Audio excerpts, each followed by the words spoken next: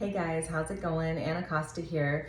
I'm coming to you today to chat a little bit about the connection between situational anxiety, financial anxiety, and sales. The first thing I want to mention is that I'm going to be doing a free training on how to deal with anxiety so that we don't squander the sales that we do have coming in as creative professionals. So it dawned on me the other day, I had a couple phone calls with potential clients. And of course, it's been pretty quiet on that end the last couple weeks because people are figuring things out and they're not sure how much they should be planning and this, that, and the other. And after the initial shock, I'm getting brides starting to make plans, and they're realizing that this is actually a good time for them to plan because it's so quiet. So they have the time to do it. And I wanted to give some value to anyone that's out there that is having anxiety surrounding this situation, but it also sort of leaks into our financial psyche, and it can create an underlying level of fear, okay?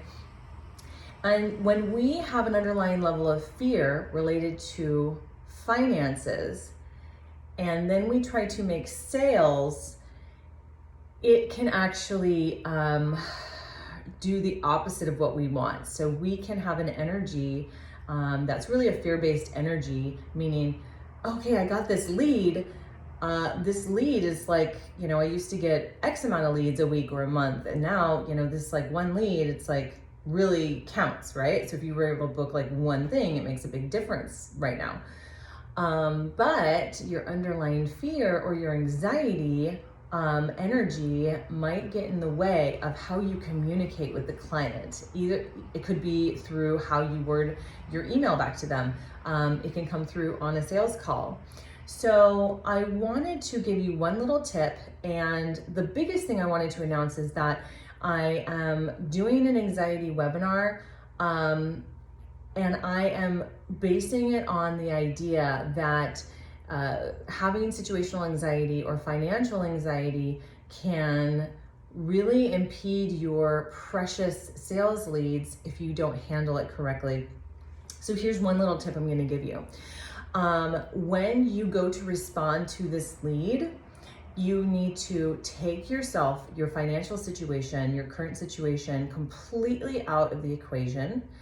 I want you to visualize the client that you're responding to, and I want you to come from a place of service and love to them 100%. And that even means that if they're not the right client for you, that you help them find someone that's a better fit, and that you would actually sacrifice that over trying to really get them to book with you, because they're gonna feel that love and energy from you, and you're gonna have a much higher rate of success.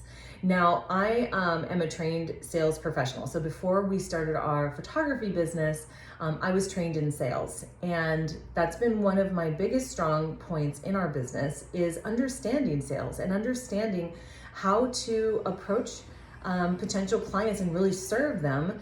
And believe it or not, you actually serve them through your sales process. So it sounds the opposite, right? Because they're giving you money, but you're giving them a service, and a service that they need, and you're the expert in that particular service. And so you are providing them with something very, very valuable. Even if they're paying you, that's irrelevant. They need it, and they want somebody that's passionate about it and that does not have an underlying feeling of fear, or that you really have to book this job because of finances. So you're ironically gonna have a better chance of actually booking a job if you come from that place.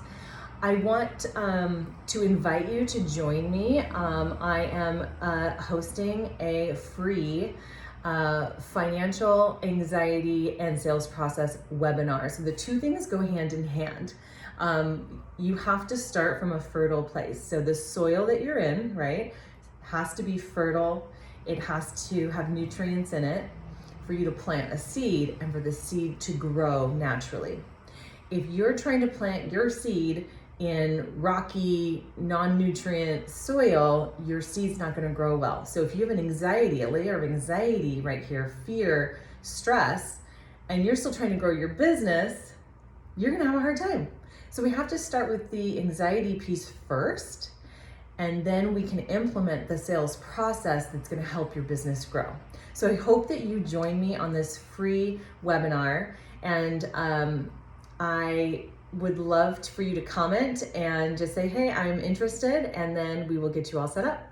So I hope this was helpful, and everyone stay safe and well out there. Bye.